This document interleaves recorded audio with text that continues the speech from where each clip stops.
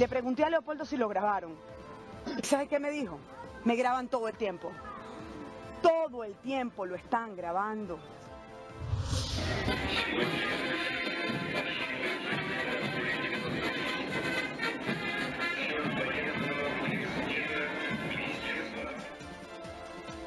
Buenas noches, bienvenidos a TV Perú Mundo. Los saluda Josefina Townsend. Hoy lunes nos acompaña Farid Cajat. Farid, ¿qué tal? ¿Cómo estás? Buenas noches. La victoria de Emmanuel Macron ha sido un alivio para los líderes europeos y para gran parte del mundo también, que ahora respiran tranquilos porque la ola populista y euroescéptica parece haberse detenido en un país clave en la Unión Europea. Más adelante tendremos los detalles de las elecciones de Francia y lo que viene por delante hasta la transmisión de mando, pero empezamos con Venezuela, donde la jornada de protestas continúa y esta vez ha sido contra la Asamblea Nacional Constituyente, cuyo debate para su conformación empezó esta mañana. Los niveles de represión de la Guardia Nacional Bolivariana se mantienen como en las manifestaciones de la semana pasada, provocando la condena del líder opositor Enrique Capriles y también un llamado de los obispos venezolanos. La instauración de una asamblea constituyente a pedido del presidente Nicolás Maduro motivó a cientos de venezolanos a salir este lunes a las calles de Caracas y del país, tanto a defenderla como a repudiarla.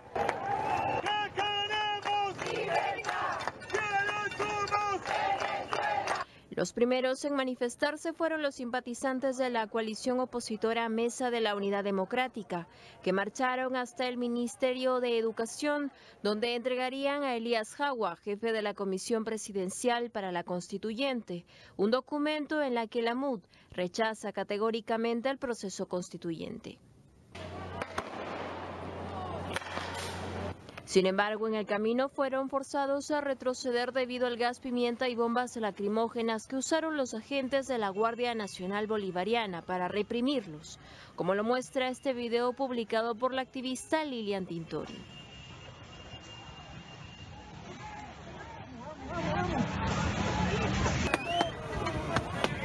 Al respecto, el líder opositor Enrique Capriles repudió el despliegue de una gran cantidad de miembros de la GNB en la movilización. En otro momento, el también gobernador de Miranda emplazó a los chavistas que no respalden la constituyente. Todo aquel que votó por Chávez, que hoy se siente descontento, que no cree en este gobierno, que piensa al igual que nosotros que este país necesita un cambio, yo lo invito a que se incorpore en el frente en defensa de la Constitución. Pero no todos ven como negativo la propuesta. Movimientos sociales y otras instancias populares se concentraron en la Plaza Morelos para marchar al centro de Caracas en apoyo al proceso de una asamblea constituyente. La idea de la constituyente es fortalecer la Constitución, no como dicen ellos, como dice Borges, no. Vamos a fortalecer y a retomar, a arreglar, a reformar, a fortalecer lo que son las leyes. Esta concentración que respalda el encuentro que sostuvo Elías Jagua con otras 17 organizaciones políticas tiene como objetivo central mostrar el respaldo al debate del proceso constituyente, que es criticado por la oposición por considerarla una medida inconstitucional.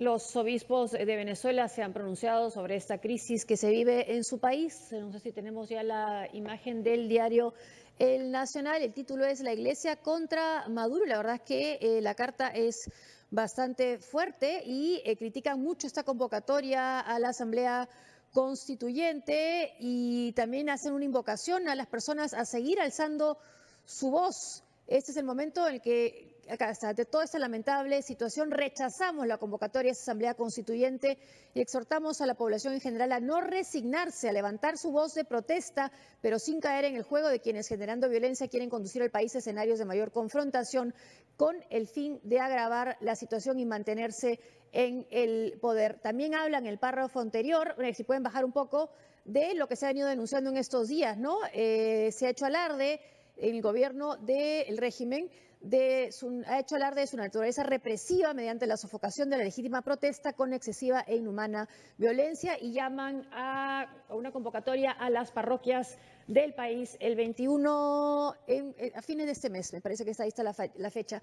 Bueno, es bastante fuerte este comunicado y están diciéndole a las personas, bueno, en otras palabras, sigan en las calles. Sí, es un comunicado en el que la Iglesia claramente se pone del lado de la oposición al régimen, ¿no? Que además es bastante más enérgico que el tono de la carta del propio Papa Francisco. Pero claro, bueno, Francisco no vive el día a día en Venezuela. Es sorprendente, digamos, rara vez uno espera de una iglesia local un pronunciamiento tan político y tan claro en sus posiciones. Uno habría querido que la misma iglesia venezolana tuviera tanta claridad cuando ocurrió el Caracazo, por ejemplo, ¿no? Pero en fin, en todo caso, este es un régimen que se ha ganado la animadversión que está generando. O sea, lo de la constituyente, incluso cabe preguntarse qué necesidad había de eso, o sea, cuál era la urgencia de cambiar la Constitución en medio de un escenario de caída libre de la economía y de una inflación que bordea el fenómeno conocido como hiperinflación. O sea, y sumado a la crisis política, hacer esto que nadie pedía para cambiar una Constitución que el propio chavismo aprobó, salvo que sirva el propósito de impedir nuevas elecciones con base en sufragio universal directo y secreto, no queda claro qué otro propósito podría servir. O quizás pensando en que podía bajar la tensión en la calle. Pero podría cambiar la tensión si cuando menos todos los miembros de la Asamblea fueran elegidos por sufragio directo, secreto y universal. Pero con este criterio de que hasta la mitad de los miembros pueden ser designados por organizaciones que son leales al oficialismo, pues no tenía ninguna posibilidad de ser aceptado por la oposición. Va enardecido a la calle, ¿no?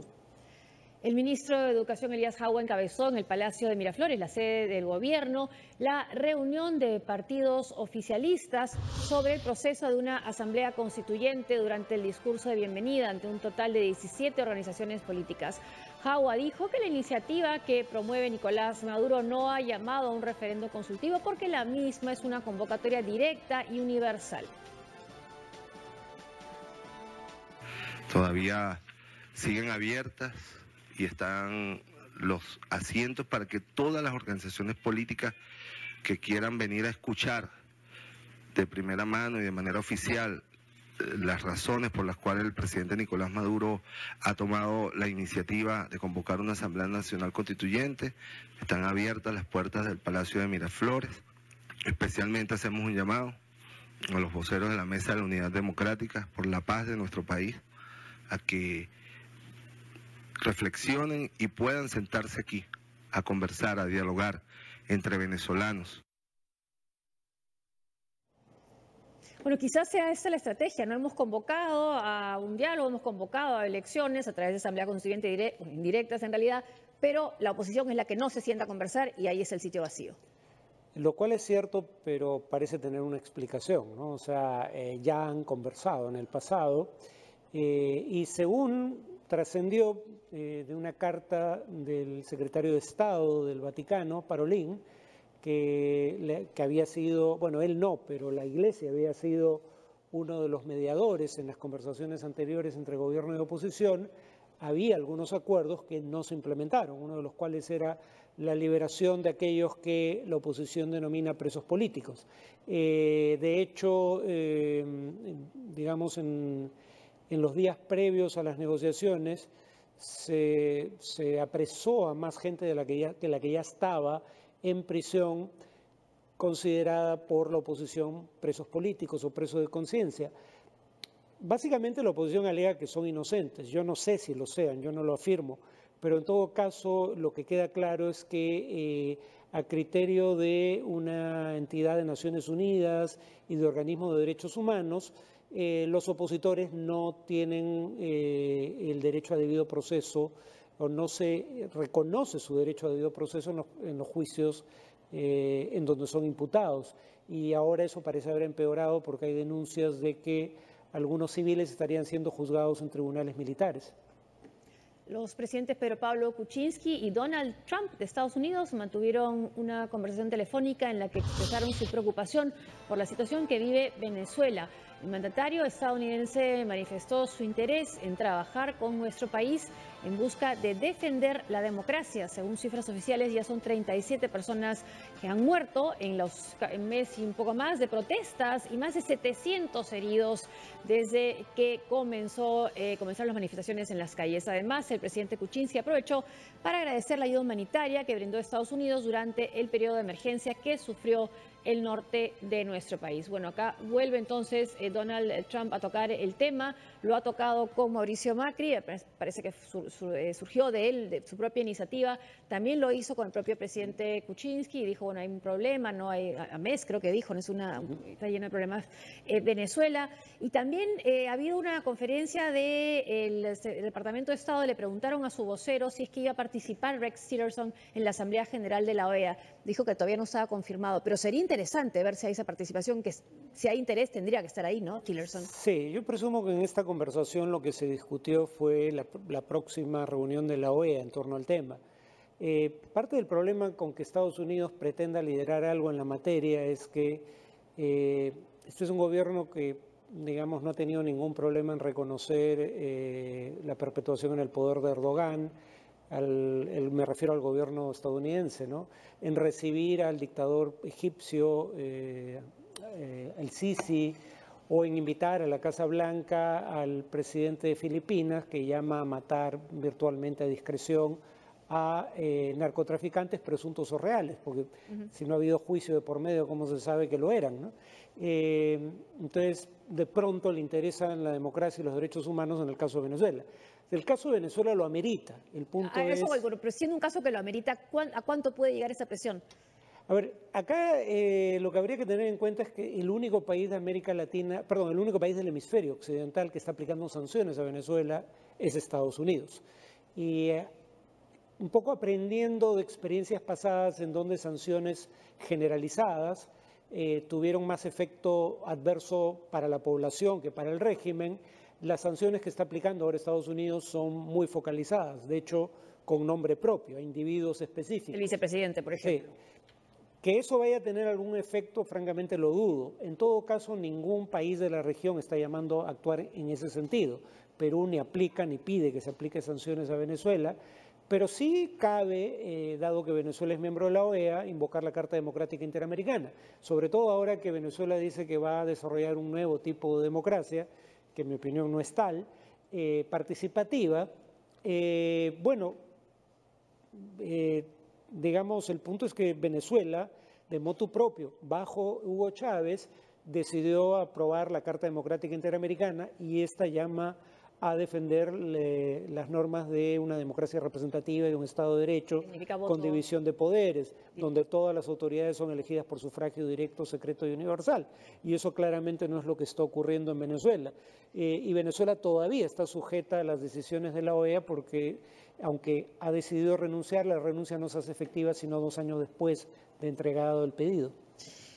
Maduro, vamos a activar una constituyente militar para fortalecer las Fuerzas Armadas, la Fuerza Armada Nacional. Esto es lo último de Maduro. Realmente no se entiende muy bien cómo puede ser algo así. Cuando la próxima semana se instale la constituyente, ya la próxima semana tendremos la oportunidad de perfeccionar la actual y creo que tenemos la madurez de dibujar el detalle del camino económico.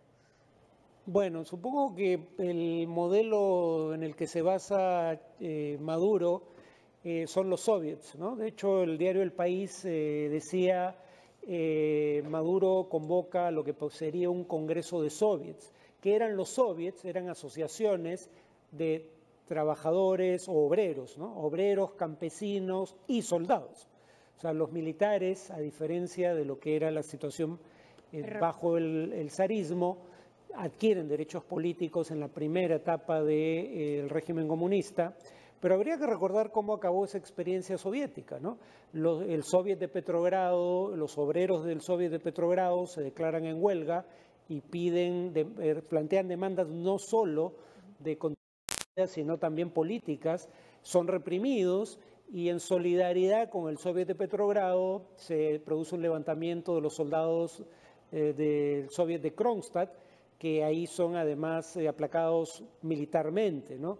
La experiencia soviética en la así llamada Unión Soviética no duró mucho, y en ese caso no duró mucho porque los soviets cuando menos eran genuinamente autónomos. Aquí estamos hablando de darle poder de decisión a organizaciones o bien creadas por el gobierno o bien cooptadas por el gobierno, pero no habrá sindicatos independientes entre los sindicatos que sean representados en esta asamblea, al menos no si se cumplen las condiciones que planteó en la convocatoria inicial Nicolás Maduro. Y estas imágenes, las que vamos a ver, son del momento exacto de la detención del abogado ecuatoriano Carlos Pareja Cordero y su hijo, quienes tenían orden de captura por los hechos de corrupción detectados en la compañía estatal Petroecuador. Según el abogado de Pareja, conocido también como Charlie, los detenidos que habrían cometido lavado de activos ingresaron en diciembre al país sin pasar por migraciones debido a la orden de captura. El jefe de Interpol en el Perú, Martín Parra, señaló que ambos han sido puestos a disposición del juez. En tanto, el presidente ecuatoriano Rafael Correa agradeció al gobierno peruano por esta operación y hoy ya se está por llegar, si es que no ha llegado a nuestro país, el presidente electo de Ecuador, Lenín Moreno, quien se ha reunido con el presidente de Colombia, Juan Manuel Santos. Nos traeremos la información apenas nos llegue. Hacemos una pausa. Al regresar, derrotado el populismo en Francia en esta segunda vuelta, pero Marine Le Pen no tiene tanto el sabor a derrota para ella. Además, Bansky sorprende al pintar el Brexit. Ahí está, en una ciudad británica.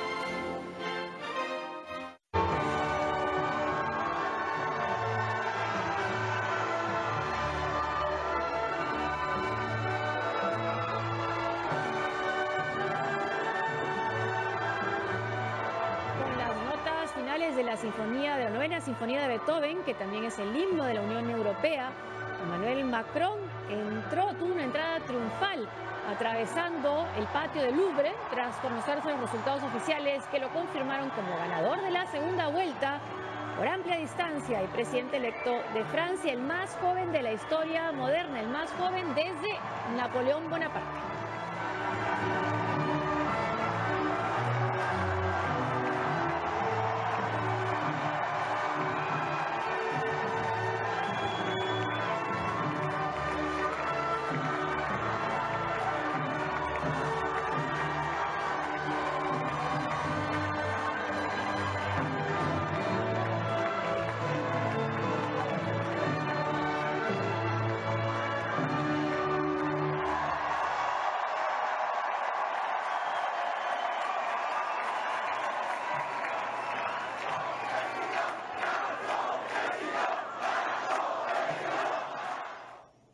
Bueno, muy simbólico, no muy significativo que comience su primera entrada después de conocerse los resultados y saberse presidente electo la novena sinfonía de Beethoven, el himno de la Unión Europea. Claro, la también conocida, aunque eso es por la letra de otro compositor, la Oda a la Alegría.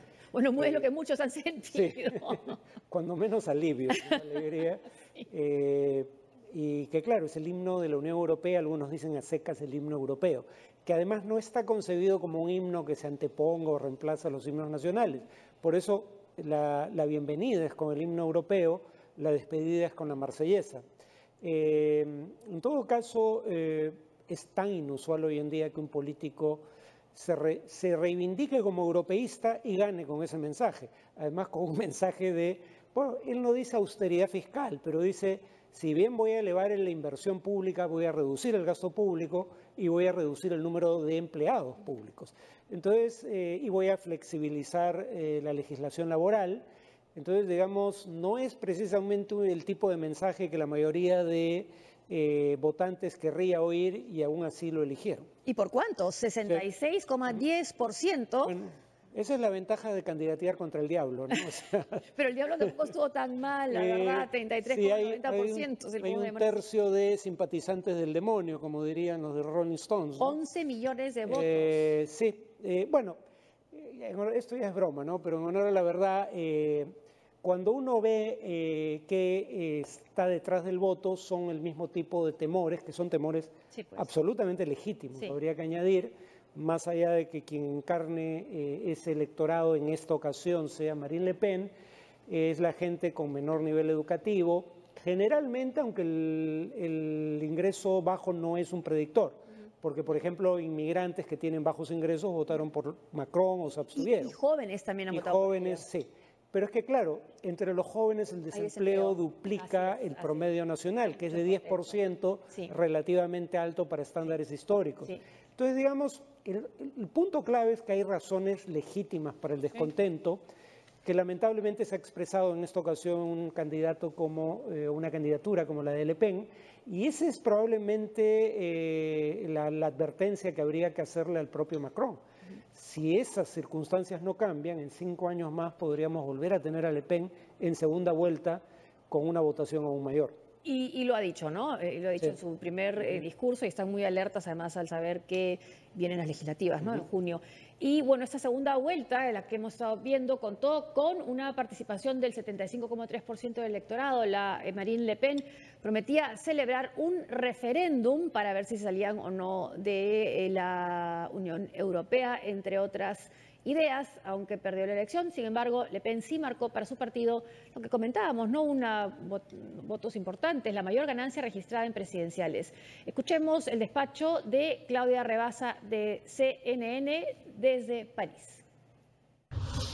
Un día de feriado nacional en Francia y este país amaneció con un presidente electo. Emmanuel Macron, un centrista, candidato independiente, obtuvo el 65,68% de los votos, de acuerdo a los resultados finales publicados por el Ministerio del Interior. El presidente electo tuvo también su primer acto público al acudir junto con el presidente francés, François Hollande, a las conmemoraciones por el fin de la Segunda Guerra Mundial. Macron también se reunió con miembros de su movimiento y, de acuerdo al protocolo político, renunció a la presidencia de su movimiento para poder asumir la presidencia de la República.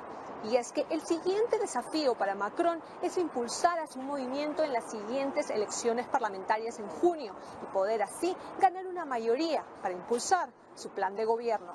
Este lunes también aproximadamente 1.600 personas protestaron en las calles de París. La marcha fue organizada por sindicatos y grupos de izquierda y ellos expresaron su descontento por no sentirse representados por ningún candidato. Un descontento que se ha visto reflejado en los resultados finales. Un 25,4% se abstuvo de votar, mientras que más de un 8% votó en blanco o nulo. Macron asumirá la presidencia el próximo domingo y su tarea de unir a Francia luego de una campaña tan dividida y polarizada recién empieza. Claudia Rebasa, París. Una transición rapidísima, ¿no? De apenas una semana entre las elecciones y la toma de posesión. Y claro, vienen las legislativas en junio. Y no hay que olvidarnos del fenómeno, cuando se habla de Le Pen y cuánto ha conseguido, aunque perdió, no hay que olvidarnos también que Macron es un fenómeno muy llamativo. No tiene partido, pocos creían en su candidatura, con En Marche. Sí, el partido de Le Pen, a fin de cuentas, se acerca a las 2 décadas de existencia. Claro, ha participado en varias elecciones presidenciales, elecciones para el Congreso, elecciones para el Parlamento Europeo. El partido de Macron no existía hace exactamente un año. Tiene menos de un año, no, tiene aproximadamente en mayo del año pasado, justamente, ¿no? Tiene un año de existencia aproximadamente, le faltan unos días todavía. Y claro, el partido de Le Pen tiene solo 2 congresistas, el partido del Macron no tiene ninguno. Y ese es el tema, ¿no? Habría que recordar que Sarkozy y Hollande tenían mayoría parlamentaria propia cuando gobernaron, y aún así les fue difícil, si no imposible en algunos casos, sacar adelante reformas de mercado como las que dice querer implementar Macron. es poco probable que Macron tenga una mayoría propia relativamente cohesionada. Luego entonces la pregunta es, ¿podrá tener éxito ahí donde fracasaron sus antecesores? Eso francamente está por verse. Escuchemos lo que dijo el presidente electo de Francia, Emmanuel Macron, en su primer discurso tras conocerse los resultados.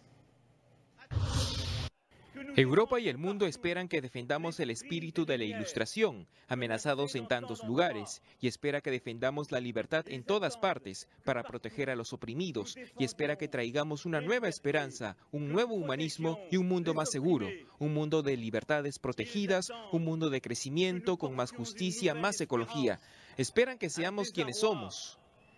Ellos expresaron en las urnas cierta ira, algo de consternación y a veces algunas creencias. Yo los respeto, pero haré todo lo que pueda para que durante los próximos 5 años nadie tenga una razón para votar por los extremos.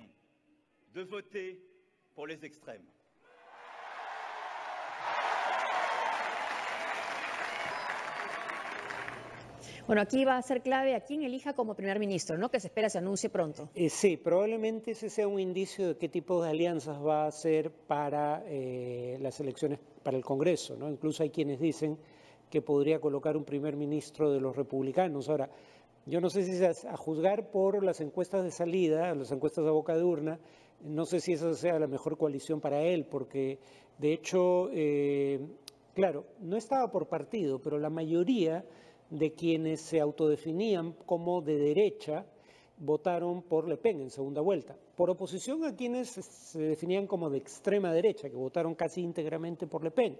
La presunción es que buena parte de esos eran gente que bajo circunstancias normales hubiera votado por los republicanos. En todo caso, la identidad del primer ministro va a ser un indicio no solo del tipo de gobierno que piensa hacer, sino del tipo de coalición que piensa formar para las elecciones para el Congreso, porque si no obtiene mayoría, probablemente tenga que cambiar de primer ministro. Veamos ahora lo que dijo la candidata del Frente Nacional, Marine Le Pen, al reconocer su derrota. Los franceses eligieron un nuevo presidente de la República y votaron por la continuidad. Con este resultado histórico y masivo, los franceses designaron la Alianza Patriótica y Republicana como la primera fuerza de oposición. Hago un llamado a todos los patriotas para que se unan a nosotros. ¡Viva la República! ¡Viva Francia!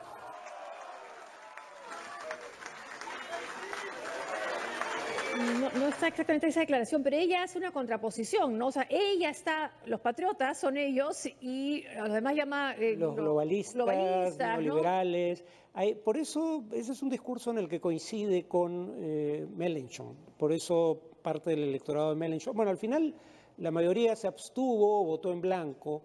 Muy pocos votaron por ella, pero en todo caso se resistió a votar por Macron. Ahora, llamarse patriota es curioso, ¿no? Porque ella por un lado niega la condición de franceses a los inmigrantes y dice representar el patriotismo francés. Si uno se retrotrae un poco en la historia de Francia, quienes ocupaban el mismo espacio ideológico que ocupa ella en el espectro político francés hoy, durante la Segunda Guerra Mundial, colaboraron con la ocupación nazi y los abuelos de algunos jóvenes de origen argelino pelearon con el general de Gaulle para liberar Francia. Entonces, digamos, esto de discutir quién es más patriota podría terminar siendo un boomerang para ella. Claro, y también su padre antisemita y claro. Muchos judíos pelearon en la Primera Guerra Mundial y después fueron perseguidos. Ah, claro, claro, incluyendo el caso famoso, bueno, eso fue antes, ¿no? En el siglo XIX, pero siendo militar del ejército francés, el caso Dreyfus. Y bueno, desde que se conocieron los primeros resultados oficiales en Francia, líderes mundiales felicitaron la victoria del centrista Emmanuel Macron. Unos estaban más contentos que otros, pero todos reconocieron su victoria.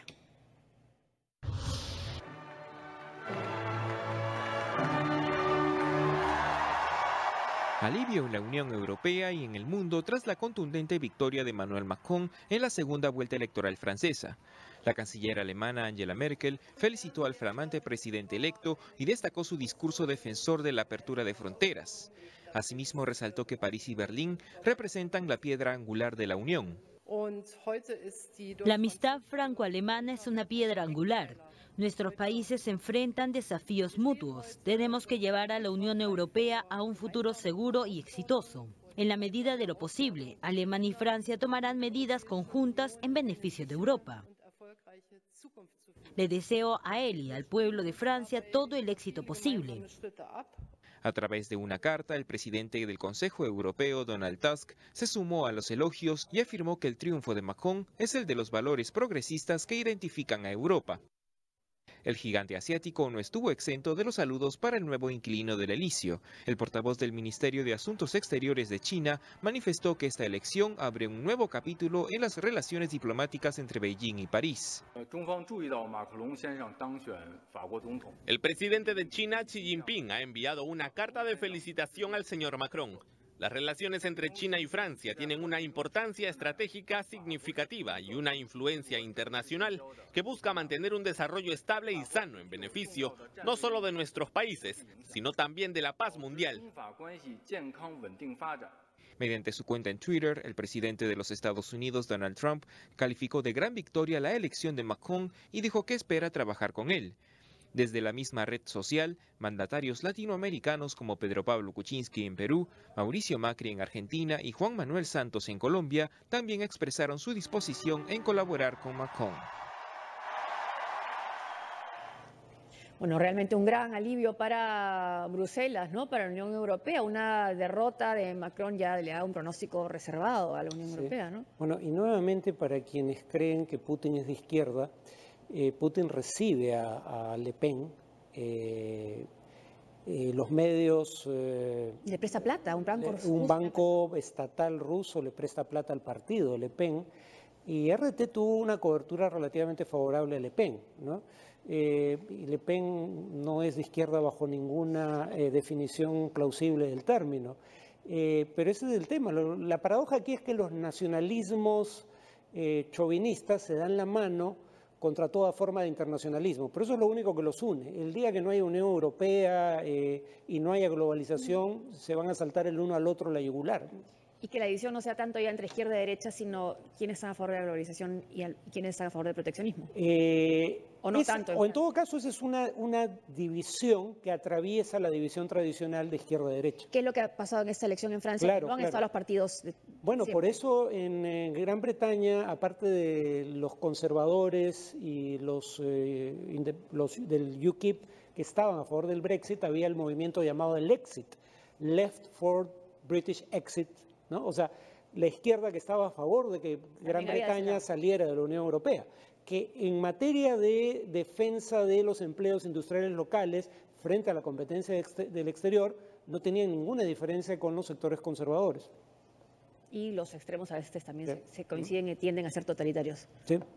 El embajador de Francia en Lima, Fabrice Morier, saludó la victoria de Emmanuel Macron como presidente electo del país y señaló que lo que corresponde ahora son las elecciones legislativas, que como hemos dicho serán en junio. También afirmó que los desafíos de Macron para los próximos 5 años son la lucha contra el terrorismo yihadista, así como el alto índice de desempleo juvenil. Decidió su destino después de una campaña muy larga que duró casi un año y finalmente ha escogido un nuevo presidente joven, un presidente que planteó claramente los temas, los desafíos que debe enfrentar a Francia en los próximos años y el pueblo francés con todo su conocimiento de esos temas ha escogido eso. Marine Le Pen reconoció su derrota enseguida y ahora hay que preparar, digamos, las diferentes fuerzas políticas del país van a preparar las elecciones legislativas que van a seguir y cuyo desafío, cuyo tema será dar o no una mayoría al presidente flamante. Usted mencionaba que hay muchos objetivos de aquí en adelante, pero ¿usted podría especificar cuál es, digamos, la prioridad para el nuevo presidente de Francia? Yo creo que el presidente Macron anunció de manera muy fuerte que su primera prioridad sería la seguridad de los franceses después de los ataques terroristas que ha conocido Francia, que que se llevaron a cabo en Francia en los últimos 3 años. Eso ha sido un trauma en la ciudad francesa. A pesar de este trauma, el pueblo francés hoy confirmó su elección de quedarse en la globalización, en la Unión Europea, en la zona euro, y yo creo que se debe resaltar eso. El segundo punto, la segunda prioridad son los temas económicos. La Francia está recuperando un pequeño crecimiento económico, pero no es suficiente. Hay que mejorar las cosas para disminuir lo que es el verdadero problema de la economía francesa, es una alta tasa de desempleo. Claro, son los retos que tiene por delante el nuevo presidente electo y por supuesto, como decía el embajador de Francia en nuestro país, la lucha contra el terrorismo, ¿no? Que sorprende que no, el caso de Le Pen, que con el último atentado no aumentó su cantidad de votos, ¿no? No significativamente, ¿no? No, por suerte, ¿no? Pero además, bueno, podría ser que solo hubo una víctima mortal, si hubiera sido algo de mayor magnitud. Pero Champs-Élysées, ¿no? Sí, claro, la calle más conocida del mundo, probablemente. En todo caso, digamos, nuevamente con esta oposición entre proteccionistas, internacionalistas o globalistas, Macron es más partidario de mantener la estrategia actual según la cual, al margen de lo que uno piense de ella, la mejor manera de combatir el terrorismo en Francia es actuando en los lugares de origen de grupos o en los lugares, sí, donde actúan mayormente grupos como el Estado Islámico. O sea, Macron era más partidario de mantener la presencia militar francesa en ultramar, en operaciones como la de Mali, Siria o Irak. En cuanto a la economía, la ventaja que va a tener Macron es que gana en un momento en el cual la Unión Europea está teniendo tasas de crecimiento ligeramente superiores, incluso que las del Reino Unido y cercanas a las de Estados Unidos. Francia todavía no tiene una recuperación significativa, pero en todo caso lo peor parecería haber pasado. Brigitte Trogneux, casada con el presidente electo Emmanuel Macron, se ganó todas las simpatías de gran parte de la ciudadanía francesa por la particular relación que mantiene con el ex banquero y por la manera como lo presentaron y lo hicieron público. Ella fue profesora de teatro cuando conoció a Macron, cuando él era un estudiante.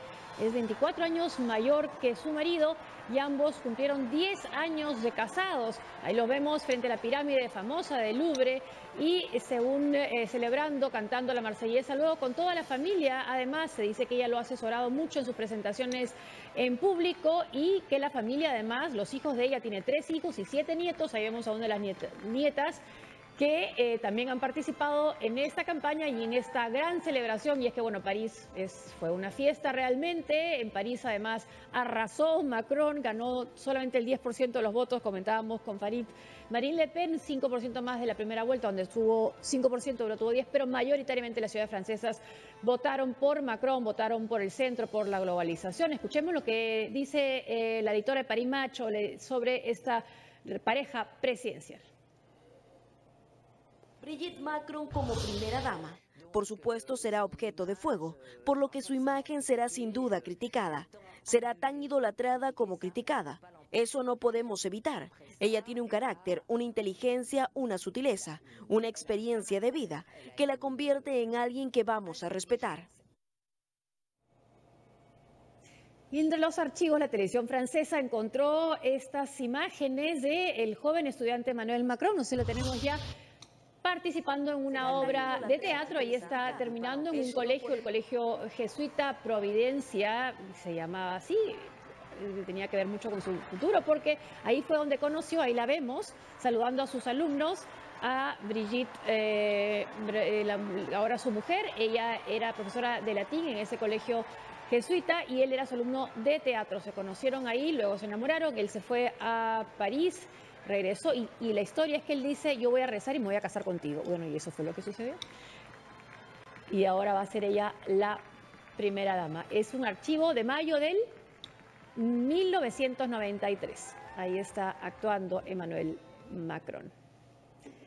Y pese a ser su segunda derrota consecutiva, la ex candidata por el Frente Nacional, Marine Le Pen, se mostró optimista y alegre e incluso bailó uno de los clásicos de la banda estadounidense Village People junto a uno de los militantes de su formación. Veamos.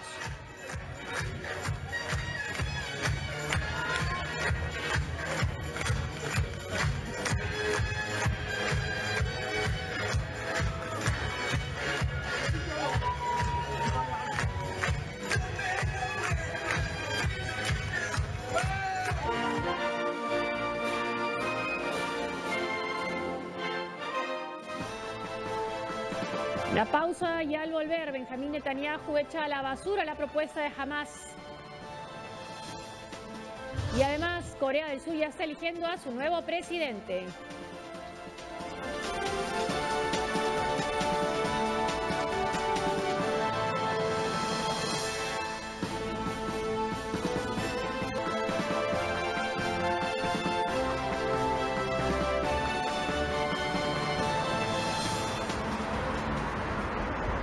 El artista callejero Bansky pintó un mural sobre el Brexit en Dover, en Inglaterra. Estas son las imágenes del nuevo mural de este artista, Bansky, quien ha representado el Brexit en una pared ubicada en Dover, cerca del puerto de ferry que conecta Inglaterra con Calais, en Francia. Como podemos ver en estas imágenes, hay un trabajador que raspa una de las estrellas de oro de la bandera de la Unión Europea, representando así la salida del Reino Unido. La obra apareció en la noche a la mañana este domingo y la autoría fue confirmada por el representante de Bansky, ya que la identidad del artista es un secreto muy bien guardado.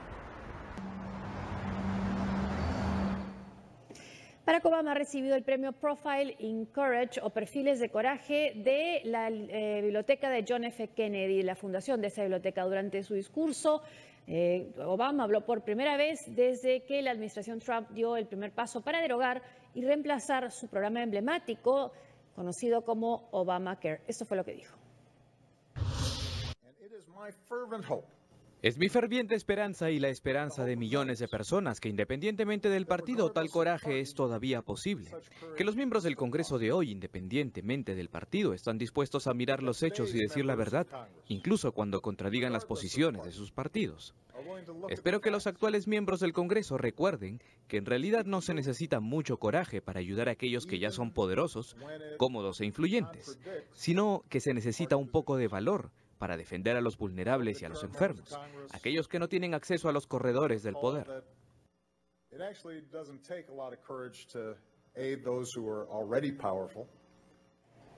Bueno, declaración importante no solo por lo que ha dicho, sino dónde lo ha dicho, en la biblioteca de John F. Kennedy. Además, la familia Kennedy lo apoyó desde un comienzo en su candidatura presidencial. Y además lo que comentábamos viendo esto, que habla ahora porque se trata de Obamacare. Es su legado, ¿no? El Obamacare, porque claro, ahora pasa, ya fue presuntamente, ya hubo la votación necesaria para derogarlo en primera instancia, que fue en la Cámara de Representantes. Ahora tiene que votar el Senado.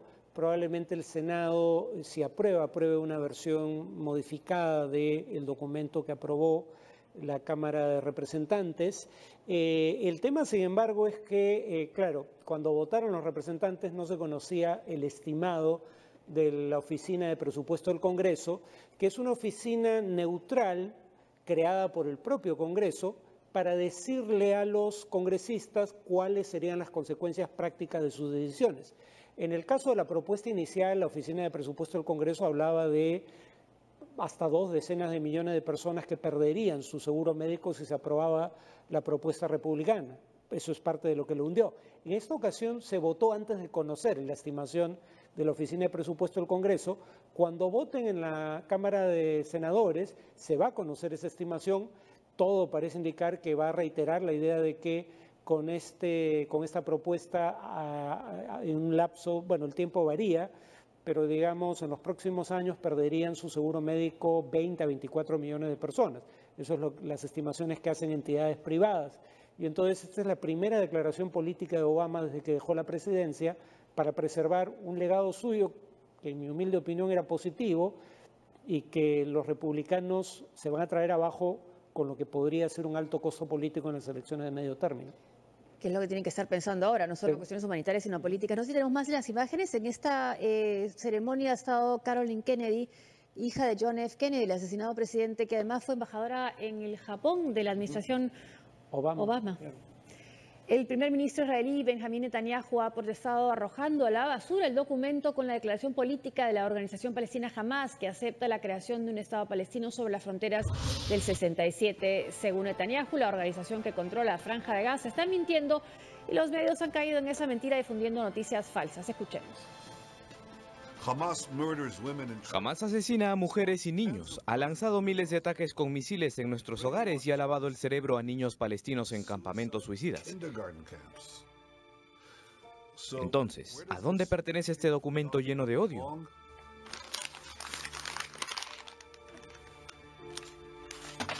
Justo ahí. Bueno, hay una cuestión histriónica, pero ¿se esperaba? ¿Era posible otra reacción? Presumo que no, ¿no? El documento efectivamente, en eso no se equivoca Netanyahu, no reconoce a Israel.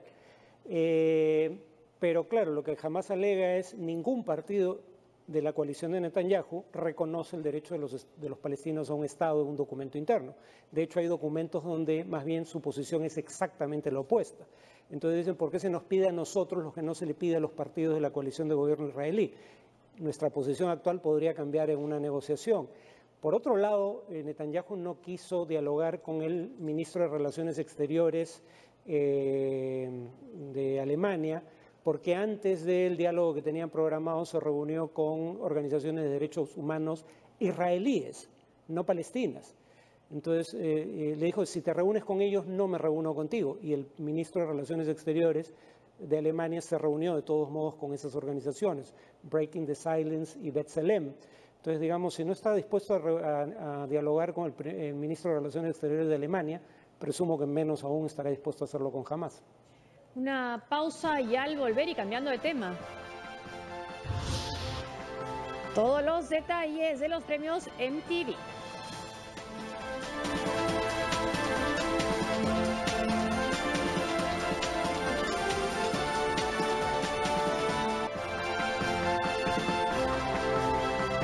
Corea del Sur ya está eligiendo a su nuevo presidente que reemplazará a la destituida presidenta Park Geun-hye. Sucesivas elecciones presidenciales este martes en Corea del Sur. El candidato liberal de izquierda Moon Jae-in, con un 42% de las intenciones de voto, es el favorito para suceder a Park Geun-hye, la presidenta destituida. Moon Jae-in apuesta por un acercamiento económico con Corea del Norte, aunque este quiebre la histórica alianza entre Seúl y Washington. La campaña se ha centrado en la lucha contra la corrupción y en la limitación del poder de los conglomerados empresariales surcoreanos implicados en el caso Rasputina. El centrista del Partido Popular, Han Seol-soo, de 55 años, se sitúa más de 20 puntos por detrás del favorito liberal. En las encuestas aparece con un 18,6% de las intenciones de voto, empatado con el conservador Hong Yong-pyo. El escándalo que motivó el adelanto electoral y la destitución de la presidenta del país el pasado 10 de marzo tendrá una influencia negativa sobre su candidatura. Los surcoreanos quieren pasar página tras meses de turbulencias y protestan contra las desigualdades y el desempleo.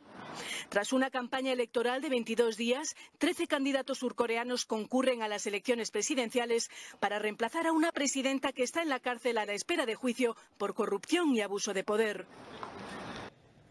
Y antes de terminar, tenemos los detalles de la ceremonia de los premios MTV.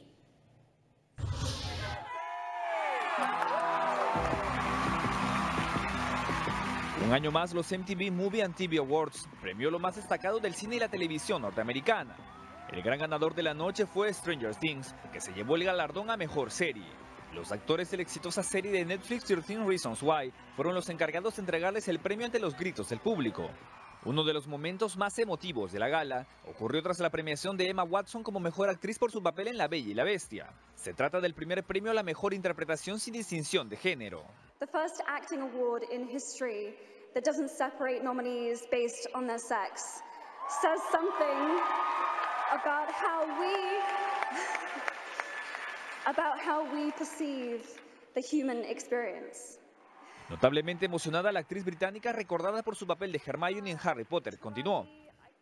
MTV's move to create a genderless award for acting will mean something different to everyone. But to me, it indicates that acting is about the ability to put yourself in someone else's shoes. and that doesn't need to be separated into two different categories.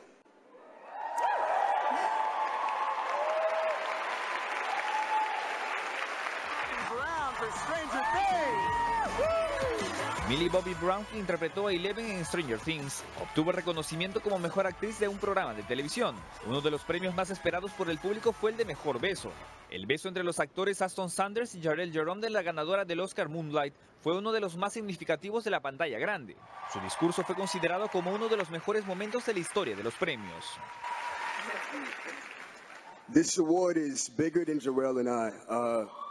This represents more than a kiss. This is for those who feel like the others, the misfits. This represents us. La exitosa cinta de Disney La Bella y la Bestia fue galardonada como película del año, superando a Logan y Rogue One, una historia de Star Wars. La gala realizada en Los Ángeles estuvo bajo la conducción del comediante Adam Devine.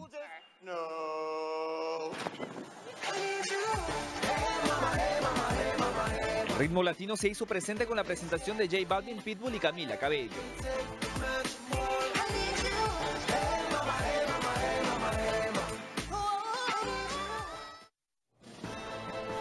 Hasta aquí el programa. Muchas gracias por acompañarnos. Gracias, Farid. Hasta mañana.